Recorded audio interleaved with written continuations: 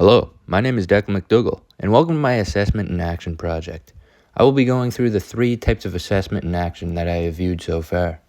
Out of all 3 types of learning assessments, for, as, and of, the one that I have noticed the most in my first 7 practicum experiences would have to be assessment for learning. With this being said, the assessment for learning that I have viewed in the classroom so far has leaned much more into the formative assessment category, because almost all of it that I have witnessed has the teacher as the primary user of assessment. For instance, let's take a look at this Fountas and Pinnell benchmark assessment system. This is a system that is a comprehensive and precise measure of students' reading abilities through one-on-one assessment conferences. The teacher is the primary user of this formative assessment because the teacher is the one who is using and benefiting from the assessment. The benchmark system was present in the classroom from the very first day of school up until October 7th due to the 6th grade provincial assessment. The teachers need to know the individual reading and writing levels of their new students, so this system is pushed during this time in order to gauge where students are and what adaptations they will need for the assessment. My associate teacher told me that it will be used occasionally throughout the year and that it's usually done in September, January, and at the end of the year in June. It helps the teacher track the progress of individual student reading levels. As we can see here, the reading levels present in the system range from a 4th grade reading level to an 8th grade reading level. Here is an example of one of the reading prompts that the students will be asked to read, and here is what is being assessed: accuracy, self-correction, fluency, comprehension, and writing. There is also a combination of assessment practices at play here because this formative assessment/assessment for learning leads directly into the provincial assessment, which is a summative assessment. While they have been prepping for most of the month for this, it is a summative assessment of their prior knowledge from elementary school that they are already expected to know. Even the summative assessment carries aspects of formative assessment because this summative assessment will tell the teachers where the student is at in terms of the broad subjects such as English and math, which is knowledge that will influence the teacher's teaching practices for the rest of the year. They have been prepping for this provincial assessment with activities that get them to utilize their prior knowledge. For instance, the students had to write a letter for the provincial assessment, which is something that they had started to learn to do in previous grades. So, my associate teacher made up this activity. As we can see, this is a graphic organizer made for students to organize their thoughts in order to better understand how to write a persuasive letter.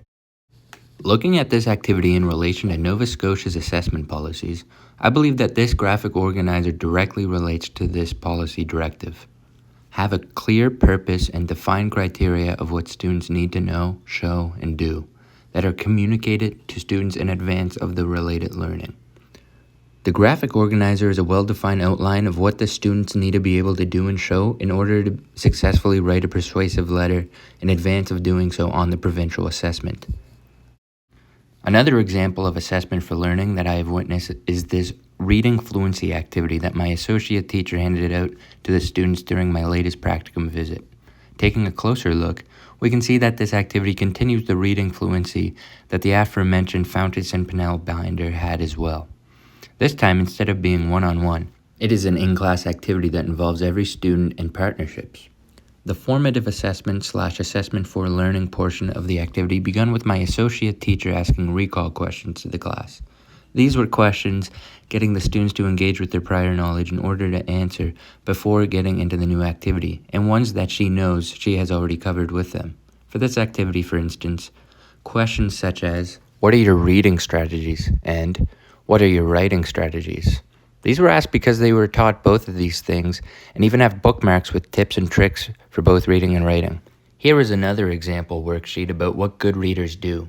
This promotes the students' ownership of learning because it allows them to look back at what they have already learned and apply it. For example, knowing to monitor the difficulty of the reading, whether it be too easy of a read or too hard of a read, allows them to be in control of their own learning. After the recall portion, my associate teacher introduced the new lesson in a PowerPoint. The PowerPoint explained that the lesson would consist of each student finding a partner who they were allowed to pick. The 2 partners would then take turns going back and forth reading this text here. They were encouraged to pick classmates that they thought were going to be at a similar reading level as themselves. I do believe that the strategy here is assessment for learning because it consists of the students engaging themselves in their learning. For this grade level, this activity gives them a certain amount of freedom and allows them to make decisions that lets them be the user of this portion of the assessment.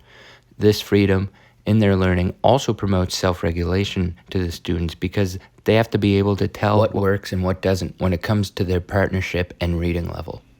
I believe that the teacher is still the primary user of the assessment due to this being a lesson that she planned and the fact that it benefits her. It benefits her because it allows her to see how the students work with a little bit of decision-making freedom and to be able to view where they're at reading fluency-wise. This is not to say that it doesn't benefit the student though, because the students can use this partnership and collaboration aspect of the assessment to their advantage. Once they pick their partners, one student reads the prompt while the other partner takes notes every time the student slips up on a word.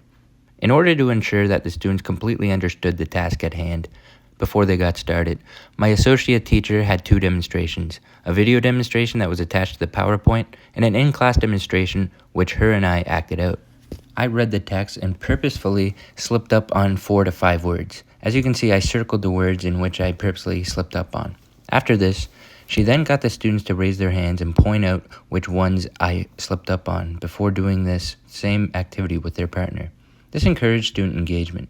One more thing that this activity encouraged was promoting a culture of ongoing assessment and feedback in their self-assessment skills. This is where the graph portion of the activity comes in. After one partner reads and the other partner keeps track, the student who had just read is expected to place themselves on this graph. Say if they read up to 92 words and their friend counted that they slipped up on 8 words, they would then graph themselves accordingly. They would then repeat this process 3 more times and would be able to see their progress and an improvement, displaying ongoing assessment and self-assessment. I find that ongoing assessment and feedback is very evident in my classroom. Here are 2 more examples of how. Here is a reading log that they keep in class. They are expected to log every time they read, and the teacher regularly checks in on how they are doing and if they're doing it. Another example is their sketchbooks, which they also keep in class. This is used similarly, but for their art and free drawing. Finally, I want to answer the question, in what ways can you describe the relationships among teaching, learning, and assessment? I think that what I've learned so far in my practicum is that teaching is an incredibly collaborative process and that teaching, learning, and assessment are all interconnected and you can't have one relationship without the other. Teaching strategies come about by having an understanding of how your student learns and acts on an individual level. When used effectively, assessments can meet the students where they are at, and students can use the assessments to successfully learn more, creating a feedback loop that benefits both students and teachers. Thank you for listening to my presentation of Assessment in Action.